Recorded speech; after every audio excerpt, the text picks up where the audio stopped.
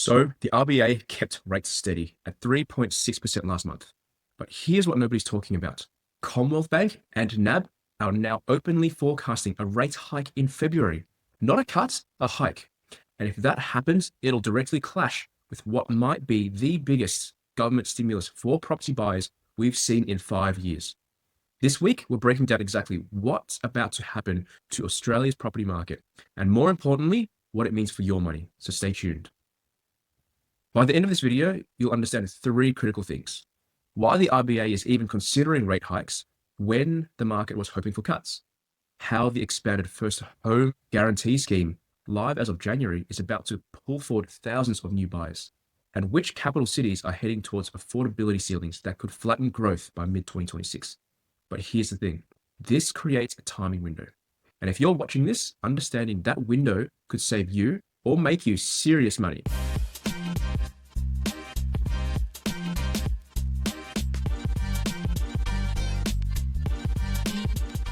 Australia's property market just entered one of those rare moments where the consensus narrative breaks down completely.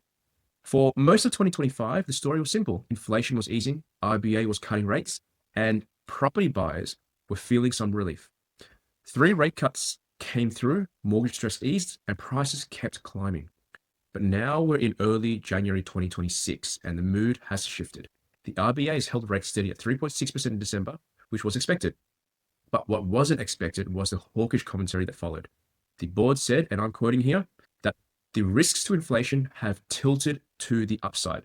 And now they're considering whether an increase in the cash rate might need to be considered. Those aren't words central banks use lightly. The translation, rate hikes are back on the table. And the banks are listening. Commonwealth Bank, Australia's largest lender, is now forecasting a 25 basis point hike in February, just 3 weeks away. NAB agrees and is calling for another hike in May. That would push rates to 4.1% by mid-year. Westpac and ANZ are taking a more cautious stance, predicting the RBA will hold steady.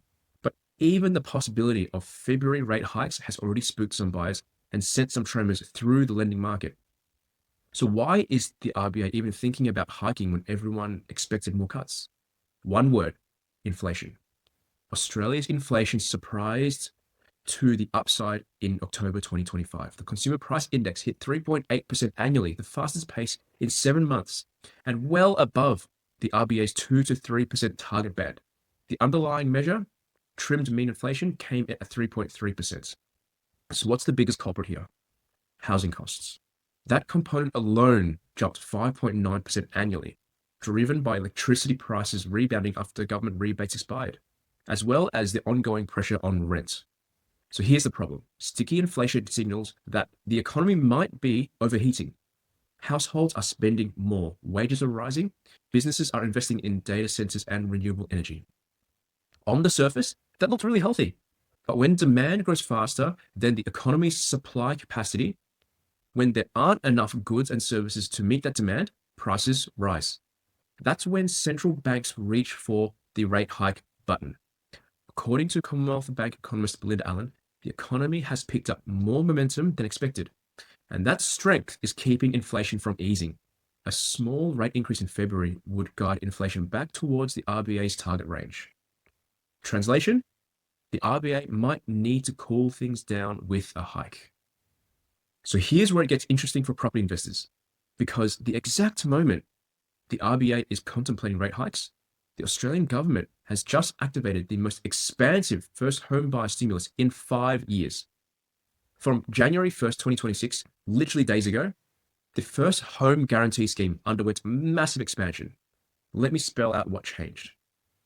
5% deposit minimum, down from 10 to 20% previously required. No lender's mortgage insurance. The government guarantees a 50% shortfall. There's no income caps. So previously it was capped at $125,000 for an individual and $200,000 for a couple. Now it's unlimited. No property price caps. Sydney's cap jumped from $900,000 to $1.5 million, Brisbane to $1.3 million, and Melbourne to $1.1 million. And there's unlimited places. The scheme no longer caps the number of buyers it will support.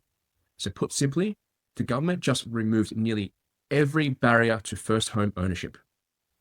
Domain, one of Australia's largest property analytics firms estimates this stimulus could pull forward between 15,000 to 20,000 first home buyers in the market in 2026 alone. Some forecasters are even higher, estimating up to 80,000 could access the scheme within months. That's a massive influx of new demand to the market that's already supply constrained. Domain's analysis shows that this policy stimulus alone could add between 3.5 to 6.6% to property prices in the first year. To put that into perspective, that's equivalent to 125 basis points of interest rate cuts. That's an enormous demand shock. But here's the kicker.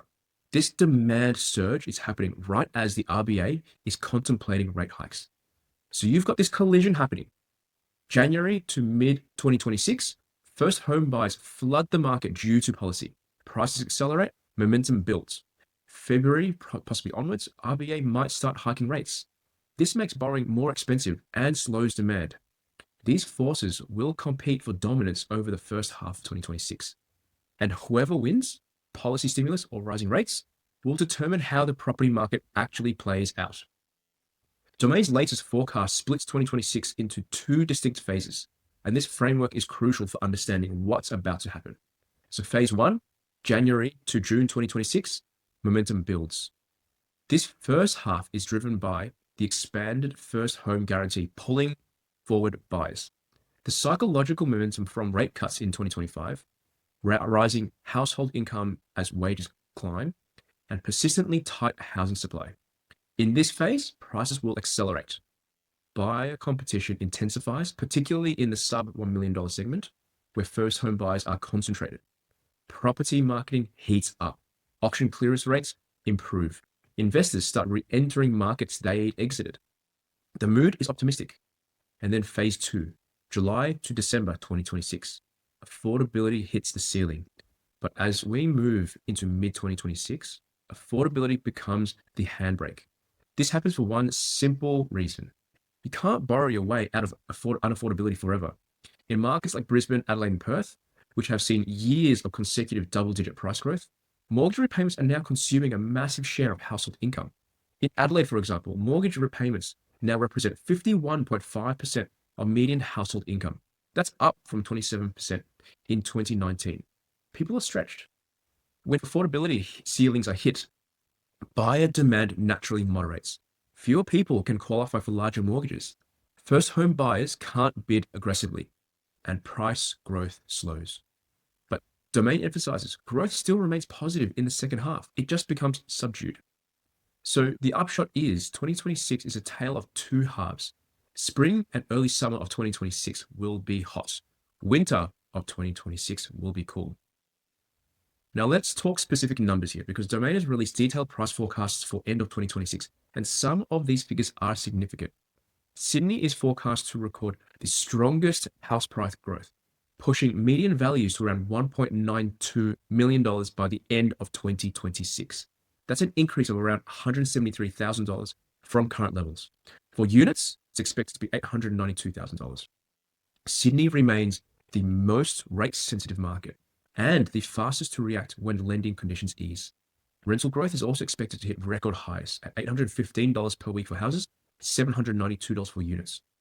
Melbourne is forecast to finally break through its previous peak and stage a full recovery. Median house prices are expected to hit $1.17 million, gaining about $87,000 over the year. Melbourne has been laggard since the pandemic, but improving relative affordability compared to Sydney, plus returning interstate migration, is bringing buyers back in. Brisbane will add another 5%, reaching $1.19 million for houses. But here's what's interesting. Units are expected to outperform, growing at 7% while houses grow at 5%. This reflects the ongoing affordability shift, tenants and buyers moving towards smaller, cheaper dwelling types. Brisbane's post-Olympics infrastructure story continues to drive demand. And Perth is forecast to finally reach the $1 million milestone for median house prices, reaching $1.047 million. Perth has been Australia's strongest performer, with strong income growth, low unemployment, and critically tight rental supply underpinning the market. But affordability is improving relative to Sydney and Melbourne, making it really attractive. Adelaide faces an affordability squeeze. After years of double-digit gains, house price growth is forecast to moderate to just 4%, reaching $1.108 million. But mortgage stress is real here. Incomes haven't kept pace with price growth, creating a household affordability cliff. And Canberra is forecast to reach $1.178 million, growing about 5%. It remains the most affordable major capital relative to incomes and is driven by steady public sector employment. The headline: Domain is calling for record house prices in every capital city by the end of 2026. Not just growth, but record highs. While house prices get the headlines, the rental market is perhaps the more urgent crisis. Australia's national residential vacancy rate sits at just 1.3% as of November 2025. That's a marginal improvement from 1.2% in October, but still dangerously tight.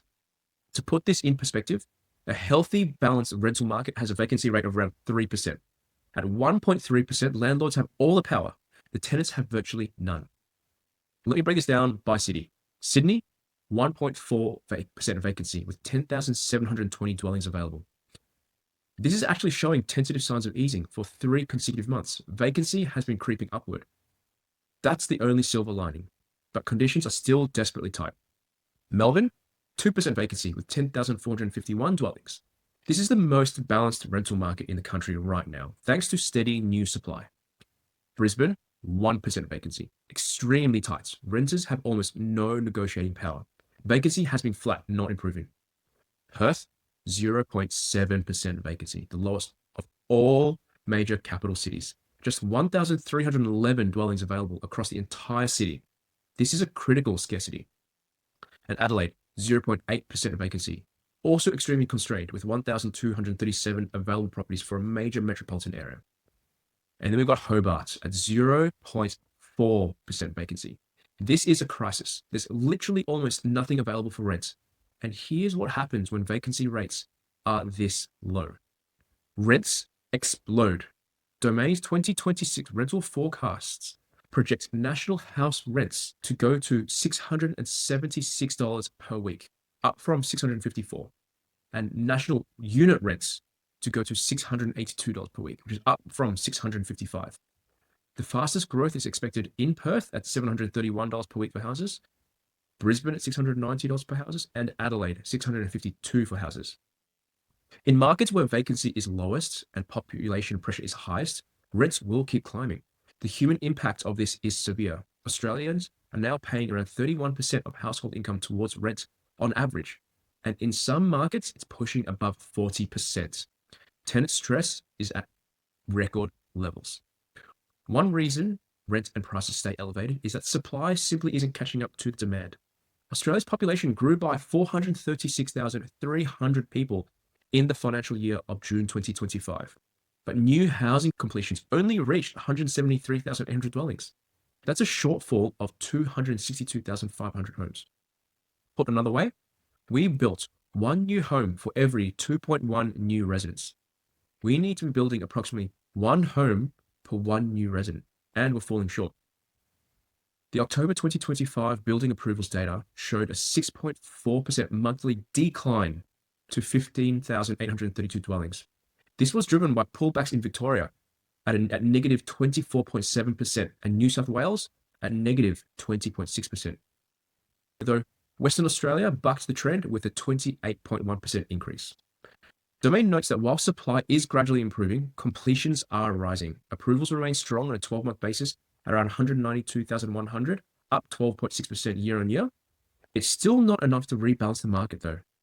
The national housing shortage isn't going away in 2026. It is improving slightly though. Let me synthesize what we've covered into actionable insights here.